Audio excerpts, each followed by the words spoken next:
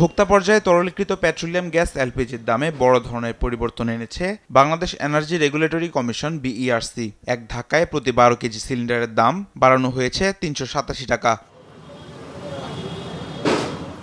বৃহস্পতিবার সন্ধ্যা থেকেই বিইআরসি কর্তৃক নির্ধারিত দামে বিক্রি হচ্ছে এলপি গ্যাস। গ্যাসের এই আকস্মিক দাম বৃদ্ধি নিয়ে বিপাকে পড়েছেন সাধারণ ক্রেতারা। চায়ের দোকানদার থেকে শুরু করে হোটেল ব্যবসায়ী, সাধারণ ক্রেতাদের কপালে পড়েছে চিন্তার ভাঁজ। খুঁজছেন বিকল্প পথ। গ্যাসের বাড়ছে, কি করবো, গ্যাস বাড়ছে, নাহলে কারেন্টের চুলা লাগাবো, চাল এটাই করবো।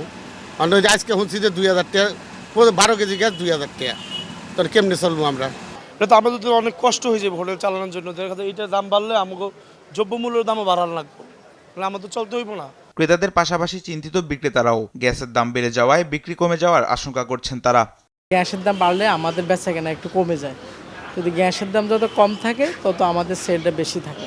ব্যবসার দাম বাড়লে তো কমবে, আমাদের দাম কম হলে ব্যবসা মানে সেল বিক্রি হয়। ব্যবসা বন্ধ হয়ে যাওয়ার শঙ্কাতেও আছেন অনেক বিক্রেতা। তামিম মাহবুব, টিভি, ঢাকা।